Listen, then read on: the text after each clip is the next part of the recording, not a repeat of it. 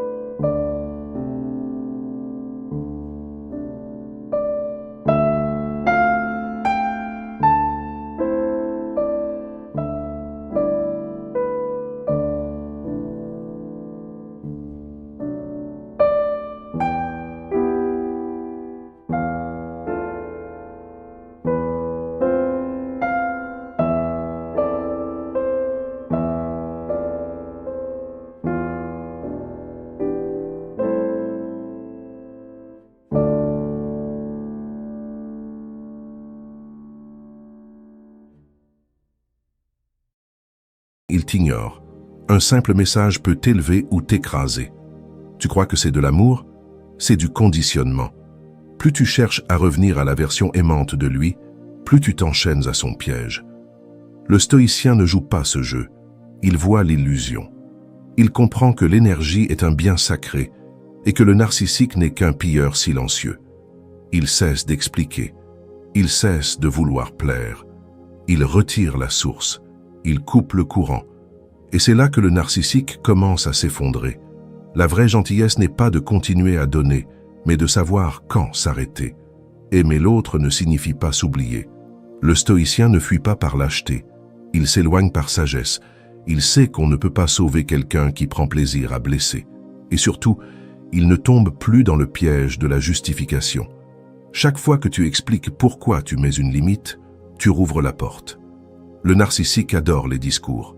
Pendant que tu parles, il reprend le contrôle. Le silence, lui, est une réponse qu'il ne sait pas manipuler. Alors aujourd'hui, commence ici. Observe ce que tu offres, à qui et pourquoi. Ton énergie est précieuse. N'en fais plus un festin pour ceux qui se nourrissent de ton déséquilibre. C'est le début de ta reconquête intérieure. Poursuivons avec le deuxième chapitre. Le pervers narcissique ne veut pas te perdre, il veut te contrôler. Tu crois qu'il s'accroche à toi parce qu'il t'aime? C'est faux. Il s'accroche à ce qu'il peut extraire de toi. Il ne veut pas perdre la personne que tu es. Il veut garder l'accès à ton esprit, à ton cœur, à tes faiblesses. Et pour cela, il ne t'attache pas par des chaînes visibles, mais par une confusion soigneusement entretenue. La flatterie est plus cruelle que l'insulte. Sénèque. Le pervers narcissique alterne les deux. Il te couvre d'éloges pour que tu t'attaches, puis il te rabaisse pour que tu doutes de toi. C'est un cycle savamment orchestré, et plus tu cherches à comprendre, plus tu t'enfonces. Car il ne veut pas de clarté, il veut du brouillard. Un jour, il te dit que tu es unique. Le lendemain, il agit comme si tu n'existais pas. Ce va-et-vient émotionnel n'est pas un accident, c'est une stratégie. Il te rend dépendant de ses approbations pour que tu ne t'appartiennes plus. Il fait de ton besoin d'amour un instrument de domination. Le danger le plus grand, c'est l'homme qui te caresse pendant qu'il te coupe. Marc Aurèle.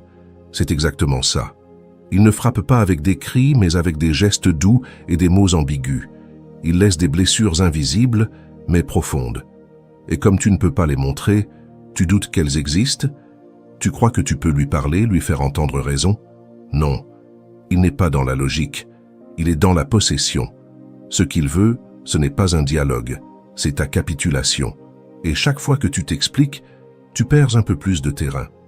Le stoïcien ne joue pas à ce jeu. Il voit que le déséquilibre émotionnel est une forme de manipulation. Il se retire mentalement, bien avant de partir physiquement.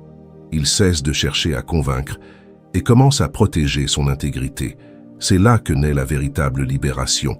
Le moment où tu arrêtes de répondre, où tu ne ressens plus le besoin de te justifier, c'est le moment où le pouvoir change de camp. Le stoïcien ne clame pas sa victoire. Il la vit en silence, en redevenant le centre de son propre monde. Ne cherche plus à être compris par quelqu'un qui te brouille volontairement. Ne cherche plus à être aimé par quelqu'un qui détruit ce qu'il touche. Ce n'est pas de l'amour que tu as perdu, c'est une illusion. Et ce que tu vas gagner maintenant, c'est toi-même. Approfondissons avec le 3e chapitre. Tant que tu réagis, il gagne. Tu crois que ton silence le rend indifférent? Que ton calme est inutile? Détrompe-toi. Pour un narcissique, ce qui compte, ce n'est pas que tu sois d'accord ou en colère. Ce qui compte, c'est que tu réagisses. Ta réaction est son oxygène. Ton émotion est son festin. Chaque mot que tu lâches, chaque larme que tu verses, chaque justification que tu offres est une victoire qu'il savoure en silence. Il sait exactement où appuyer. Il te provoque, puis feint l'étonnement face à ta douleur. Il sème la confusion, puis se présente comme la victime de ton trouble. Ce jeu est subtil, pervers, mais toujours orienté vers un objectif. Capter ton énergie. Et tant que tu continues à participer, tu nourris sa puissance. Ton agitation intérieure devient son royaume. Le stoïcien, lui, a compris une chose essentielle. L'adversaire n'a aucun pouvoir si tu refuses de lui en donner. Tu es vaincu lorsque l'autre te fait perdre le calme, disait Épictète. Et Sénèque le confirmait. Les cris ne prouvent que la faiblesse de celui qui les pousse. Rester maître de soi, c'est lui retirer tout levier. C'est le premier acte de libération. Il n'est pas nécessaire d'exploser pour se défendre. Tu crois que crier, hurler, lui fera comprendre ton mal? Au contraire, c'est exactement ce qu'il attend. Ta colère devient son argument. Tes débordements sont sa légitimité.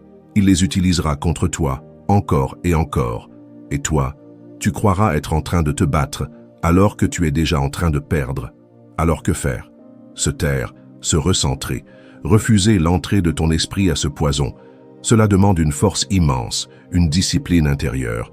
Mais chaque seconde passée en silence est une gifle pour son ego. Chaque respiration maîtrisée est un refus d'être manipulé.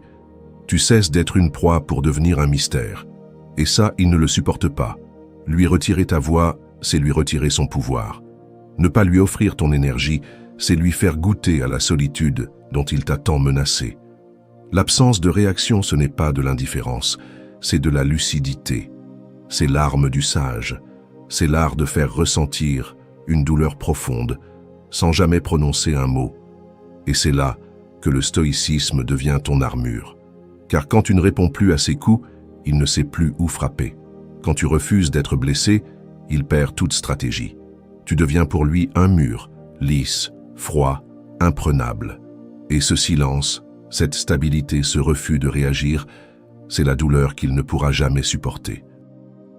Explorons maintenant le 4e chapitre, le silence stoïcien et la douleur qu'il ne supporte pas. Tu as peut-être essayé de lui faire entendre raison, tu as expliqué, tu as crié, tu as pleuré, mais à chaque tentative, il est resté froid, hautain, ou pire encore, moqueur. Pourquoi? Parce que chaque émotion que tu exprimes est pour lui un signal de contrôle. Il sait qu'il t'atteint, il sait que tu es encore enchaîné. Le silence, lui, inverse ce rapport de force. Il n'est plus ton outil de paix, il devient son supplice. Le narcissique vit par le bruit. Il a besoin de drame, de réaction, d'intensité. Il provoque l'agitation pour se sentir exister. Le calme le renvoie à lui-même, et ce qu'il y trouve, c'est un vide qu'il n'ose pas affronter. Le silence que tu lui imposes devient alors un miroir sans reflet, où il n'y a plus personne pour l'admirer, pour se justifier, pour servir de proie.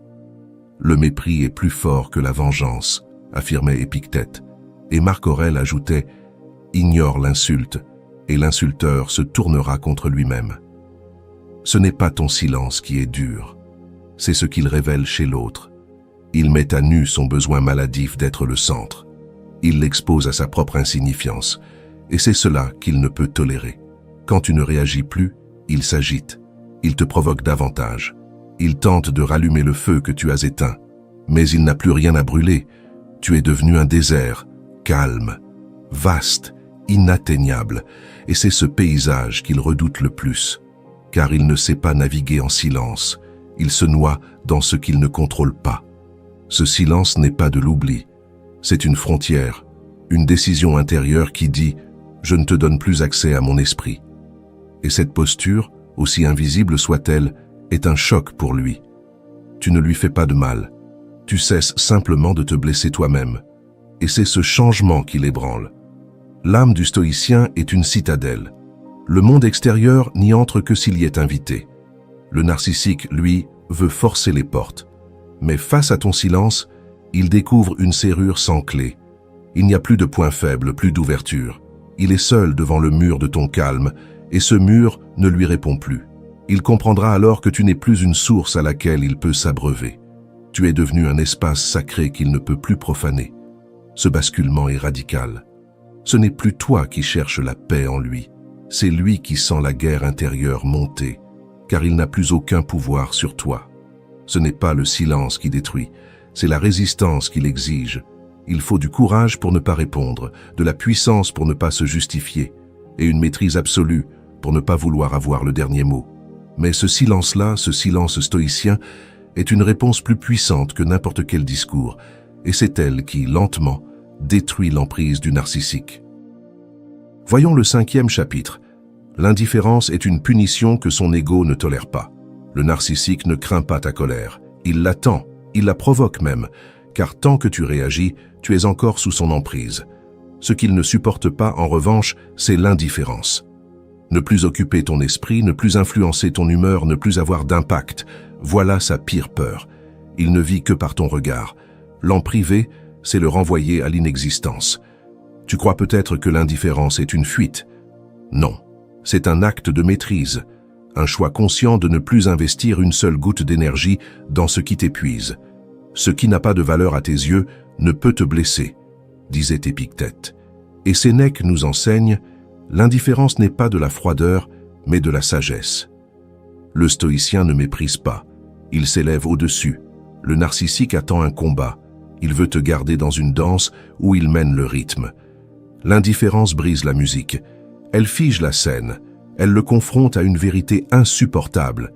Tu peux vivre sans lui, tu peux avancer sans son approbation, tu peux respirer sans son regard, et cette autonomie le tue intérieurement.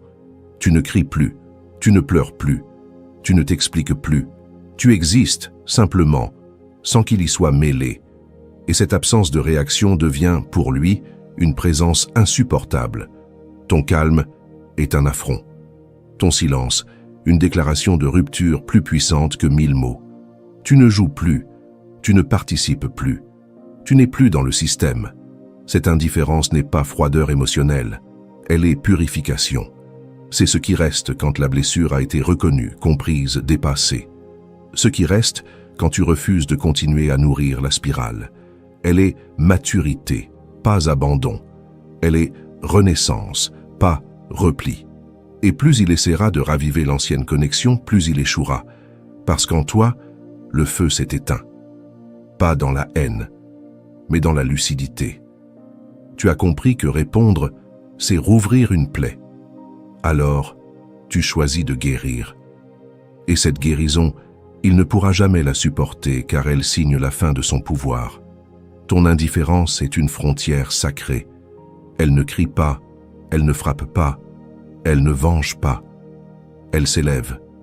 Et dans cette élévation silencieuse, le narcissique est démuni. Il perd sa proie, il perd son rôle, et ce vide, il le remplit de rage. Mais cette rage n'a plus d'écho, car tu n'es plus là. Continuons avec le 6e chapitre. Ne cherche pas la justice, cherche la paix.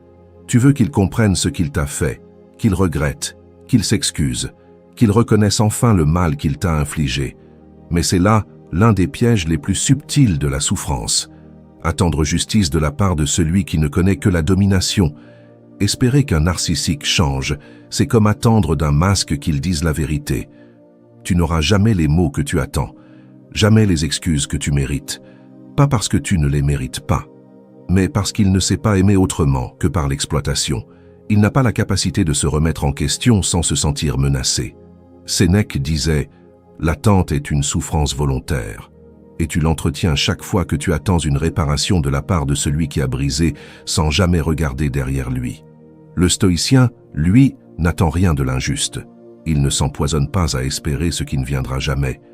Il transforme sa douleur en sagesse, sa colère en clarté. Il comprend que la paix n'est pas une victoire obtenue sur l'autre, mais un espace retrouvé en soi. Tu es libre lorsque tu ne dépends plus de leur repentance, affirmait Marc Aurèle. Et c'est là que tu gagnes. Pas dans l'affrontement, mais dans le détachement. Quand tu cesses de tourner autour du même vide, quand tu refuses de rejouer les mêmes dialogues, les mêmes conflits, les mêmes espoirs. Quand tu abandonnes le besoin qu'ils reconnaissent ta valeur, tu la reprends entièrement. La justice, telle que tu l'imagines, ne vient jamais dans ce genre de relation. Et même si elle venait, elle ne guérirait pas ta blessure, car ce n'est pas une excuse que tu cherches, c'est la paix, et cette paix ne viendra que d'un endroit, ton silence intérieur. Ton refus de continuer à accorder de l'importance à ce qui t'a déchiré. Tu ne choisis pas le pardon pour l'absoudre, tu le choisis pour t'alléger. Tu ne fermes pas les yeux sur le mal, tu décides simplement qu'il ne sera plus le centre de ta vie. Le stoïcien ne cherche pas à corriger l'injuste, il construit un monde dans lequel l'injuste ne peut plus entrer. Et ce monde commence par une décision, pas un cri, pas une vengeance, mais une rupture douce et définitive. Un simple « je ne te dois plus rien ». Voilà la libération, voilà la vraie fin. C'est là que tu te relèves, pas comme une victime en attente d'un pardon, mais comme un être souverain, détaché, apaisé. Et crois-moi, rien ne fait plus mal à un narcissique que de voir celui qu'il voulait posséder marcher libre et silencieux. Passons maintenant au 7e chapitre. Redeviens imprévisible. Retire-lui l'accès à toi. Il t'a étudié, observé, déchiffré. Il connaît tes réactions, tes hésitations, tes silences. Le narcissique ne lit pas tes émotions pour te comprendre, il les analyse pour mieux te manipuler. Chaque fois que tu répètes les mêmes réponses, il affine ses stratégies. Et c'est là que tu dois renaître, dans l'imprévisibilité. Un narcissique a besoin de prévisibilité pour maintenir sa domination. Il veut savoir où appuyer, quand appuyer, et avec quelle intensité pour provoquer une faille. Mais lorsque tu changes de rythme, lorsque tu ne réagis plus comme prévu, il perd ses repères. Et ce déséquilibre, il le vit comme une menace. Épictète disait « Celui qu'on ne comprend pas ne peut être contrôlé. Reprends ta complexité, reprends ton mystère. Ne réponds plus systématiquement, ne t'explique plus à chaque attaque, ne donne plus d'indices sur ce que tu ressens ou sur ce que tu comptes faire. Ce silence stratégique n'est pas de l'hostilité, c'est une reconquête. Dans ce nouveau terrain où tu refuses de jouer son jeu, il s'agite. Il tente alors de te faire culpabiliser, de t'accuser de froideur, d'indifférence. Mais toi, tu sais désormais que ton imprévisibilité est une protection. Elle ne détruit pas l'autre, elle préserve ton intégrité. Sénèque disait « L'homme qui se connaît devient opaque à la manipulation ». Imagine maintenant que tu retires l'accès à tes pensées, à tes habitudes, à ton regard, qu'il ne sache plus si tu vas réagir, rester, partir. Tu deviens un mystère, et un mystère, ça ne se domine pas. Ça se respecte ou ça s'évite. Dans les deux cas, tu as gagné. Ce n'est pas de la froideur, c'est de la stratégie. Ce n'est pas du rejet, c'est de la préservation. Celui qui t'a toujours vu comme une source d'approvisionnement émotionnel découvre une version de toi qu'il ne peut plus anticiper. Et cette incertitude, il la vit comme une douleur. Le plus étonnant, c'est que plus tu redeviens imprévisible, plus tu redeviens vivant. Parce que tu cesses de jouer un rôle, tu redeviens libre de tes mouvements, libre de tes silences, libre d'être entier.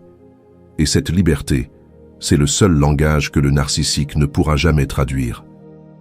Abordons à présent le 8e chapitre. Il ne peut pas survivre sans témoin. Coupe la scène. Le narcissique n'existe que dans le regard des autres. Il a besoin d'un public comme le feu a besoin d'oxygène. Tant qu'il sait que tu regardes, que tu écoutes, que tu réagis, il brille. Mais retire-toi, coupe la lumière, et le spectacle s'éteint. Il n'a plus de scène. Il n'a plus de rôle à jouer. Marc Aurèle, dans une rare fulgurance, nous dit « Le sage quitte le tumulte sans prévenir. » Et cette sortie sans avertissement est plus puissante qu'un discours. Tu n'as pas besoin de hurler que tu t'éloignes. Tu n'as pas besoin de formuler ton départ. Tu n'as qu'à cesser d'être spectateur de sa mise en scène. Il multipliera les provocations, les faux appels à l'aide, les accusations déguisées. Tout pour te faire revenir dans l'arène. Mais ne réponds pas. Car répondre, même pour dire que tu t'en vas, c'est déjà nourrir la pièce. Le vrai détachement est muet. Il agit sans alerter. Il se retire sans faire de bruit. Sénèque écrivait « Il n'y a pas de bourreau sans spectateur ». En quittant la scène, tu désarmes son pouvoir. Il n'a plus de cible, plus de témoin, plus d'adversaire. Il se retrouve face à lui-même, et c'est sa pire peur. Car dans le silence de ton absence, il entend enfin le vide qu'il tente de cacher. Tu crois que c'est ton silence qui est violent? Ce n'est pas le silence qui fait mal, c'est ce qu'il révèle. Le narcissique réalise alors qu'il n'a plus aucun effet. Et pour celui qui vit pour être admiré, c'est l'effondrement total. Il ne sait plus exister sans miroir. Ce n'est pas une fuite, c'est une stratégie de haut niveau. Tu ne quittes pas pour fuir, tu quittes pour te retrouver, pour sortir d'un jeu qui ne mène nulle part. Et en faisant cela, tu montres une chose. Tu as compris que tu n'étais pas une extension de lui. Tu redeviens un être entier, et c'est ce qu'il ne supporte pas. Ce silence que tu choisis n'est pas un vide, c'est une réponse supérieure. Là où lui attend des cris, tu offres l'absence. Là où il veut une guerre, tu ne livres même pas une bataille. Tu choisis la paix comme une provocation ultime. Et cette paix, paradoxalement, le consume plus que la colère. Approfondissons cette vidéo avec le 9e chapitre. Ce n'est pas la vengeance qui le détruit, c'est ton évolution. Le narcissique ne craint ni tes mots, ni ta colère. Il ne craint pas les accusations, ni les vérités que tu veux lui jeter au visage. Ce qu'il redoute, c'est ton ascension silencieuse. C'est te voir vivre sans lui, avancer sans son regard, grandir sans son approbation. Le narcissique se nourrit de ta stagnation. Il s'effondre devant ta progression. Chaque étape que tu franchis en dehors de lui est une blessure pour son ego. Non parce qu'il t'aimait, mais parce qu'il pensait te posséder. Ta lumière l'éblouissait, mais il voulait qu'elle reste dans sa main. Quand tu deviens plus fort, plus calme, plus ancré, il n'a plus de prise. Et c'est ça, sa vraie souffrance. Sénèque disait « Ne rends pas coup pour coup, élève-toi, et ils te perdront de vue. » Le stoïcien ne cherche pas à humilier, il se retire du combat. Il ne veut pas gagner contre l'autre, il veut gagner contre lui-même. Et cette victoire personnelle, ce progrès intérieur, est ce que le narcissique ne supportera jamais. Tu n'as pas besoin de te justifier. Tu n'as pas besoin d'expliquer pourquoi tu t'éloignes. Tu n'as même pas besoin qu'il te voie réussir, car le vrai pouvoir, c'est d'évoluer dans la discrétion. Le narcissique vit pour le regard, Et toi, tu t'en détaches. Il vit dans le bruit. Et toi, tu avances dans le silence. La meilleure réponse au mépris, c'est l'élévation, écrivait Épictète. Tu étais blessé, abîmé, mais tu ne restes pas à terre. Tu reconstruis, tu réalignes, tu marches sans retour en arrière. Et c'est cette démarche qui le confronte à son impuissance. Ta réussite n'a pas besoin d'être spectaculaire. Il suffit qu'elle soit réelle. Le fait que tu n'attendes plus rien de lui, que tu n'aies plus besoin de reconnaissance, ni de vengeance, ni de scène, c'est ça, l'insulte suprême pour celui qui voulait être ton centre. Alors vis. Vis avec sérénité, avec grandeur, avec force tranquille, et laisse-le s'éteindre dans le vide qu'il a lui-même construit. Car celui qui vit pour dominer meurt à l'instant même où il n'a plus d'emprise. Et toi, tu es devenu inatteignable. Et rappelle-toi ceci, le narcissique n'est pas détruit par ta haine, mais par ton absence. Ce n'est pas la guerre qui le ronge, c'est l'oubli, car pour lui disparaître de ton esprit, c'est cesser d'exister. Poursuivons avec le 10e chapitre. Tu ne le fais pas souffrir, tu lui rends sa solitude. Tu crois peut-être encore que tu dois faire quelque chose pour le blesser, que tu dois dire, dénoncer, exposer. Mais la vérité est plus simple, plus stoïque, plus radicale.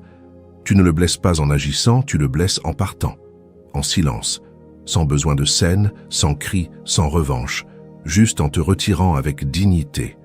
Le narcissique ne supporte pas la solitude, non pas celle du corps, mais celle de l'ego, celle qui le confronte à lui-même, sans témoin, sans miroir, pour admirer son masque. Quand tu cesses d'être ce miroir, il ne voit plus rien. Et ce vide-là est insupportable pour lui. Marc Aurèle disait « Le vide qu'il ressent n'est que le reflet de son masque tombé. » Il ne t'aimait pas. Il aimait l'effet qu'il avait sur toi. Il aimait te voir fragile, accro, confus. Il aimait voir ses mots t'atteindre, ses silences te tourmenter. Il ne voulait pas ton bonheur. Il voulait ton énergie. Alors quand tu retires ta lumière, il ne voit plus que l'ombre, pas la tienne, la sienne.